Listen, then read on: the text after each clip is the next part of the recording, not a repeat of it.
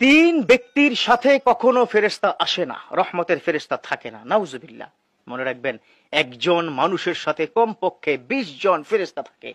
আপনি দেখবেন রাস্তায় যখন চলাফেরা আপনি করছেন, অনেক সময় অ্যাক্সিডেন্টের ভয় থাকে, ওই ফেরেশতার আল্লাহর পক্ষ থেকে আপনাকে সেভ করে ফেলে।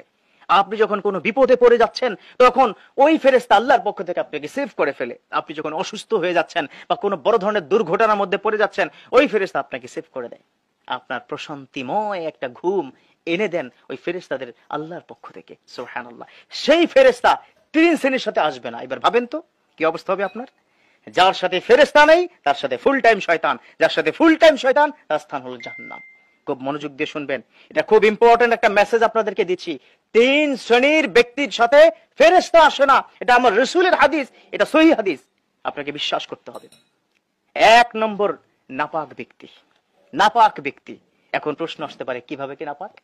এক নম্বর হচ্ছে ওই নাপাক যেই নাপাক সঙ্গম করার পর হয়। স্বামী স্ত্রীর সাথে যখন সঙ্গম হয় তখন ওই নাপাক ব্যক্তির সাথে ফেরেশতা ওই মুহূর্তে থাকে না।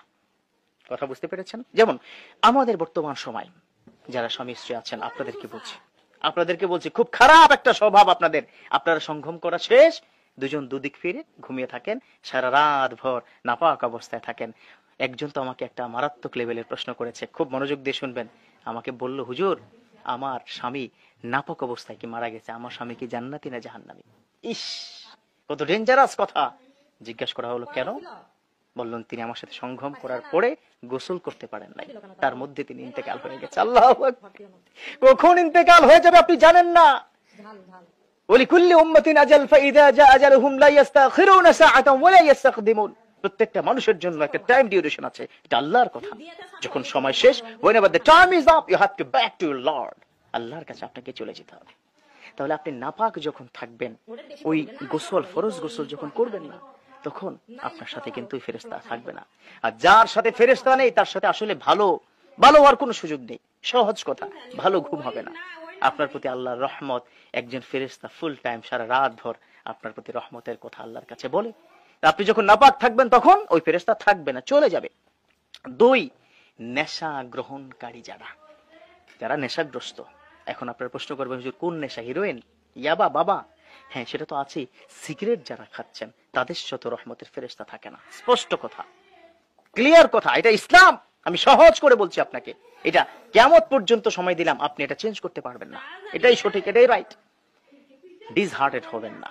সিগারেট খেয়েছেন, ক্ষমা চেয়ে নিন, আল্লাহ মাফ করে দাও, উজু করে নিন। তাহলে যারা নেশাগ্রস্ত তাদের সাথে রহমতের ফেরেশতা থাকেন না, তার দিকে তাকানি না, তার কাছেই আসেন না। আল্লাহ পাক কি বলেছেন? ইন্নামাল খামরু ওয়াল মাইসির। আবার যাব এখান থেকে। আল্লাহ পাক কি বলেছেন? ইন্নামাল খামরু ওয়াল মাইসির নাজাসুম মিন আমালিশ শাইতান। খামর মাইসিরের নেশাগ্রস্ত এই পুরো কাজটা হচ্ছে শয়তানের কাজ, অতএব তার সাথে ফেরেশতা আসে না। 3 নম্বর হচ্ছে ট্যাটু যারা ব্যবহার করে। খেয়াল করবেন, আছে না? এই তো, হ্যাঁ বলছে আছে। আমাদের বাংলাদেশেও কিন্তু ট্রেন্ডটা চালু হয়ে গেছে, নাউজুবিল্লাহ। তোমার বডির মধ্যে ট্যাটু আছে, এমনকি অনেকে এমন ভাবে ট্যাটু লাগায় একদম পুড়িয়ে ফেলে অঙ্গহানি। ওয়ালা তুলকু বিআইদিকুম ইলা তাহলুকা। খবরদার, তোমরা নিজেদেরকে ধ্বংসের দিকে ঠেলে দিও না। এই যে ট্যাটু আপনি করেছেন এটা হারাম।